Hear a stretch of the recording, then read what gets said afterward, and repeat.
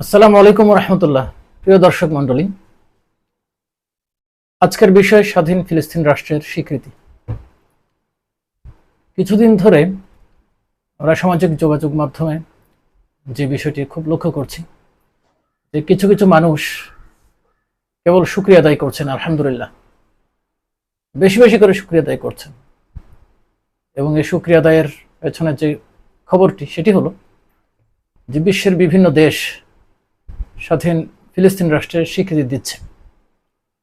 ইতিমধ্যে নাকি শতাধিক দেশ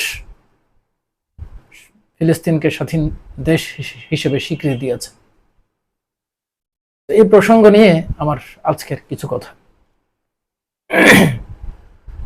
এখন কথা হলো, আমরা একটা কথা অনেকদিন ধরে শুনছি যে বলা হয়ে থাকে একটি মিথ্যা কথাও যদি শতবার বলা হয় সে মিথ্যাটি সত্যে পরিণত হয়ে যায়। আবার কোনো সত্য যদি কেউ উচ্চারণ না করে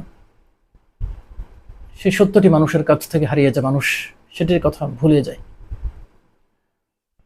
এক্ষেত্রেও আমার মনে হচ্ছে তাই হয়েছে। এর সাথে যুক্ত হয়েছে আরেকটি বিষয়, যে আমাদের মুসলমানদের ইতিহাস অজ্ঞতা।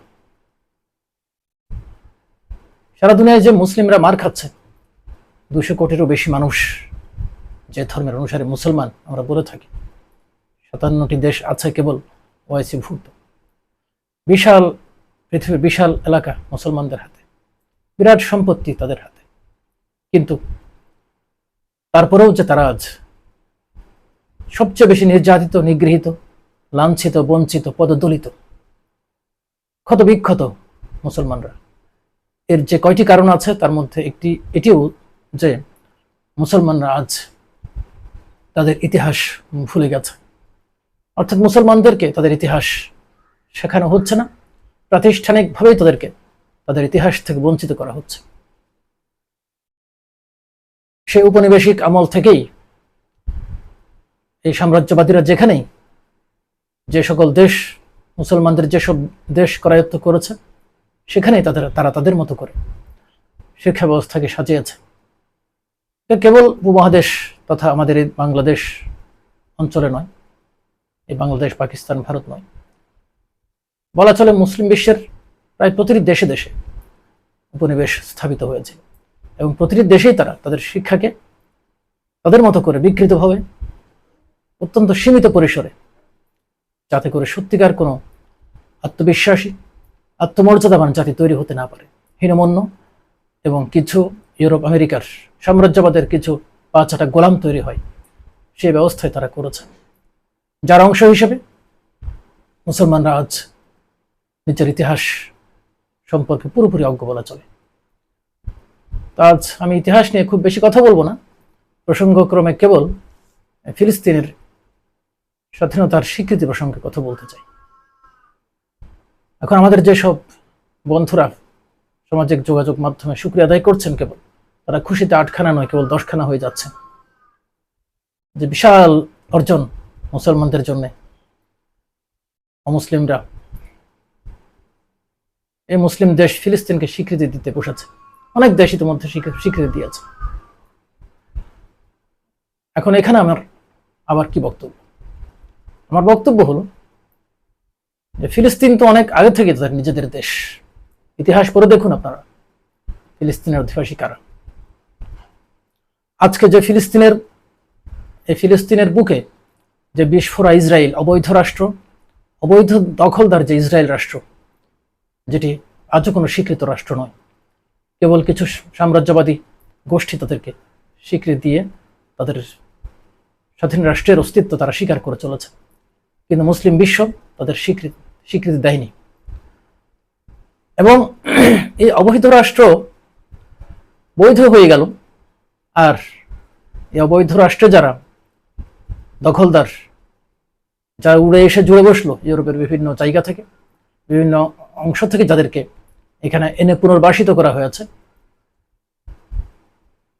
তারা হয়ে গেল সে দেশের মালিক।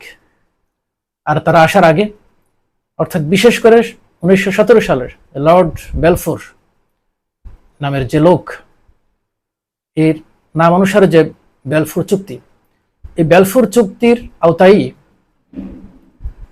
এখানে একটি অবৈধ ইহুদি রাষ্ট্র গঠনের চক্রান্ত শুরু হয় এবং ইতিহাস থেকে আমরা স্পষ্ট পরিষ্কার ধারণা পাই যে 1917 সালের আগে সেখানে আরব ফিলিস্তিনরাই এই ফিলিস্তিনি ভূখণ্ডের মেজরিটি ছিল এবং অধিকাংশ নাগরিক ছিল ফিলিস্তিন, আরব বংশোদ্ভূত ফিলিস্তিনি।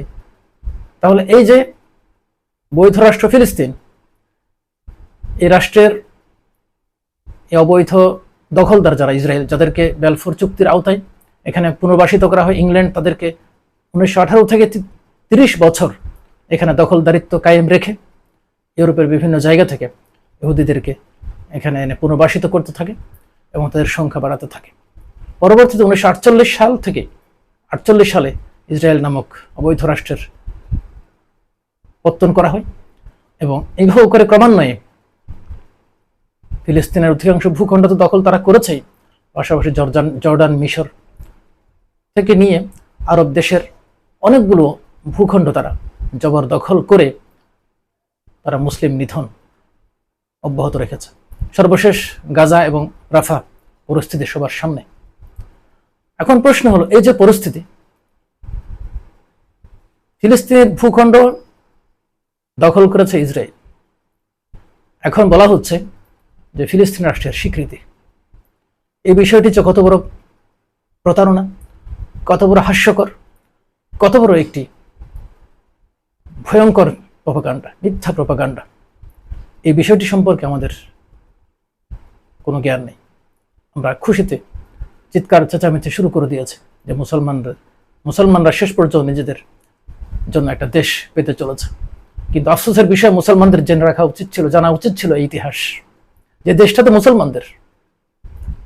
তাহলে এখানে আবার স্বীকৃতি দেওয়ার প্রশ্ন আসবে কেন? ফিলিস্তিন দেশ তো ফিলিস্তিনিদেরই, ইসরায়েলিদের কিছু নয়। ইসরায়েলিরা হচ্ছে অবৈধ দখলদার। তাদেরকে ইউরোপ, আমেরিকা, মেইনলি ইংল্যান্ডের উদ্যোগে, পরবর্তীতে আমেরিকার সহযোগিতায় এবং এরপর বাকিরাও এর সাথে যুক্ত হয়েছে, তাদের সহযোগিতায় ইসরায়েল আজ পুরো ফিলিস্তিন প্রায় দখল করেছে এবং মুসলিম নিধনে হুলি খেলা চলছে, মুসলমানদের রক্তের হুলি খেলা চলছে। কি হচ্ছে সেটা তো আমরা সবাই প্রতিদিন দেখতে পাচ্ছি, আর সেখানে আমরা বলে চলেছি, আমরা শুকরিয়া আদায় করছি ফিলিস্তিন রাষ্ট্রের স্বীকৃতি। তাই আসুন আমরা মুসলমানরা আর কতদিন অন্ধকারে, অজ্ঞতার অন্ধকার হাবুডুবু খাবো? আসুন আমরা নিজেদের সম্পর্কে জানি, নিজেদের ইতিহাস, ঐতিহ্য আমরা জেনে নেই, তবে আমরা আত্মমর্যাদাশীল, আত্মমর্যাদাবান জাতি হিসেবে আবার মাথা উঁচু করে দাঁড়াবার আমরা শক্তি অর্জন করতে পারব। এর কোনো বিকল্প নেই। আজ এ পর্যন্ত। আসসালামু আলাইকুম ওয়া রাহমাতুল্লাহি ওয়া বারাকাতুহু।